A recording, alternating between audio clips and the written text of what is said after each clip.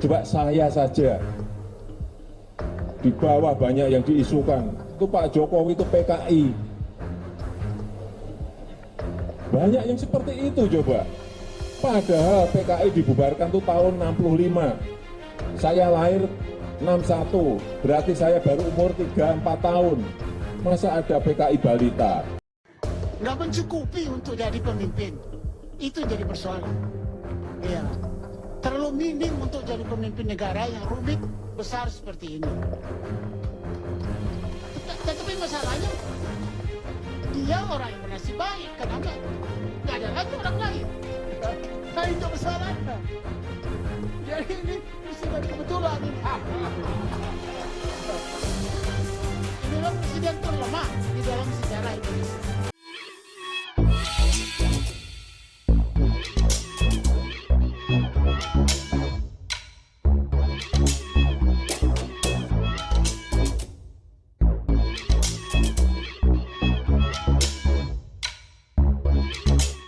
Tonton video ini sampai selesai agar Anda tidak gagal paham.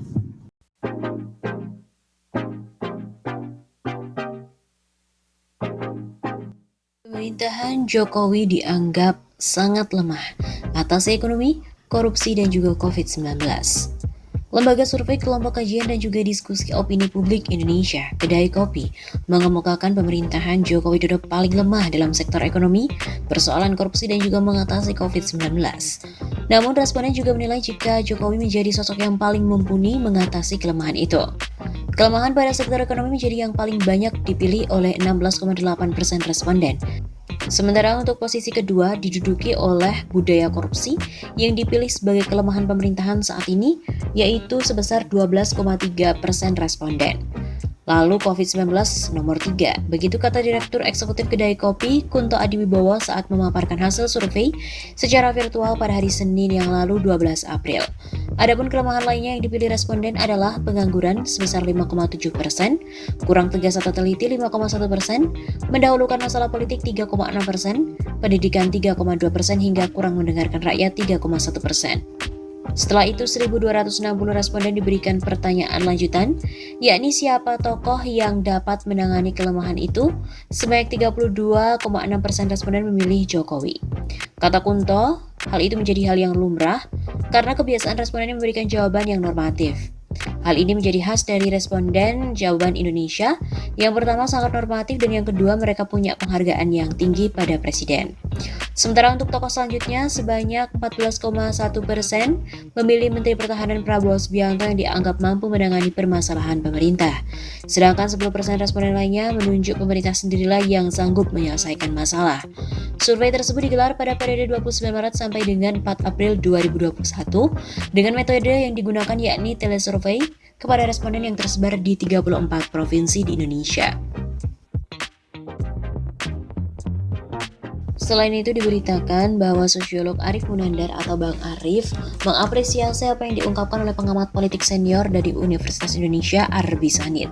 Komentar Bang Arief menyusul sosok Arbi Sanit yang sempat menggembarkan politik Indonesia dengan pernyataannya mengenai Presiden Joko Widodo atau Jokowi.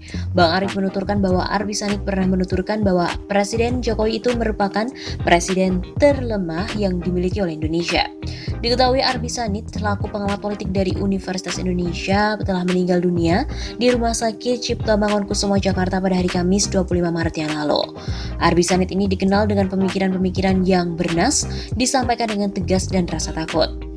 Papar Bang Arief sebagaimana dikutip dari Pikiran Rakyat dari YouTube Bang Arief sendiri. Salah satu yang paling kita ingat adalah beliau dengan berani mengatakan bahwa Presiden Jokowi adalah presiden terlemah yang pernah dimiliki oleh Indonesia dibandingkan dengan presiden-presiden sebelumnya. Bang Arief juga memperlihatkan cuplikan video Arbi Sanit sedang menanggapi Jokowi dalam memimpin dan mengelola pemerintahan Indonesia. Defisit kekuasaannya nggak cukup, di bawah standar, tidak mencukupi untuk jadi pemimpin, terlalu minim untuk menjadi pemimpin negara yang rumit dan besar seperti ini. Tutur Arbi Sanit dalam acara Karni Ilyas Club, membahas suatu keputusan dari Jokowi. Tapi masalahnya dia orang yang bernasib baik. Karena tidak ada lagi orang lain, jadi ini presiden kebetulan. Inilah presiden terlemah dalam sejarah Indonesia. Dalam cuplikan video itu, Arby Sanit menilai Jokowi tidak tepat dibandingkan dengan presiden sebelumnya.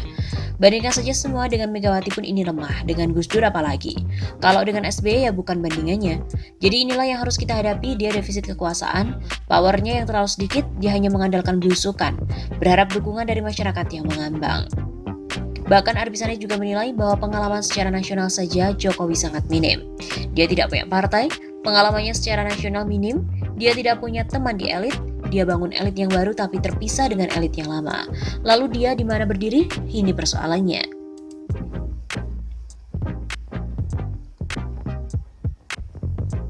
Menurut pengamat Bang Arif, jika benar apa yang diucapkan oleh Arby Sanit bahwa Jokowi merupakan presiden yang lemah, maka hal tersebut yang membuat nyaman pihak oligarki, di mana mereka nyaman dalam melakukan investor politik. Kalau betul Jokowi merupakan presiden yang lemah dibandingkan presiden sebelumnya, Jokowi ini merupakan tokoh yang paling nyaman untuk oligarki melakukan investor politik.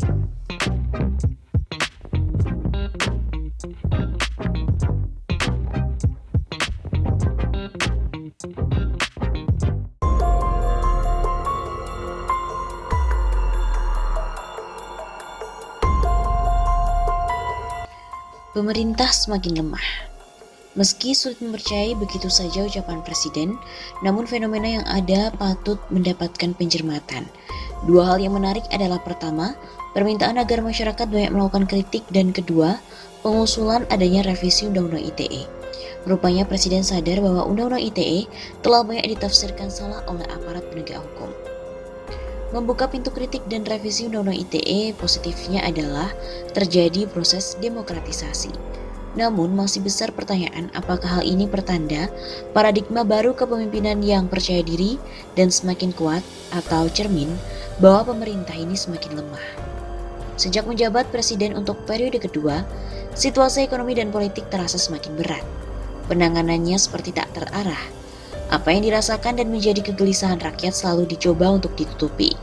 Pandemi berefek pada hutang yang semakin membengkak, investasi mandek, serta pertumbuhan ekonomi yang negatif. Kasus HRS dan FPI berujung pada tuduhan pelanggaran HAM. Demikian juga dengan penanganan tokoh dan aktivis yang bernuansa politik.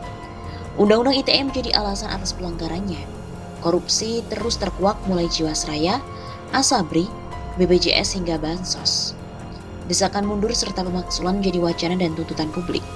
Sementara presiden nampak kesulitan memacu kerja dan mengendalikan kabinet. Menteri seolah berjalan sendiri-sendiri tanpa visi apalagi prestasi. Pemborosan dan kebocoran keuangan terjadi hampir di semua anggaran kementerian. Membuka pintu kritik yang dilempar presiden tanpa dibarengi oleh pembebasan tahanan politik adalah omong kosong. Revisi Undang-Undang ITE pun ditanggapi beragam. Ada yang setuju, ada yang pula mendorong dicabut saja.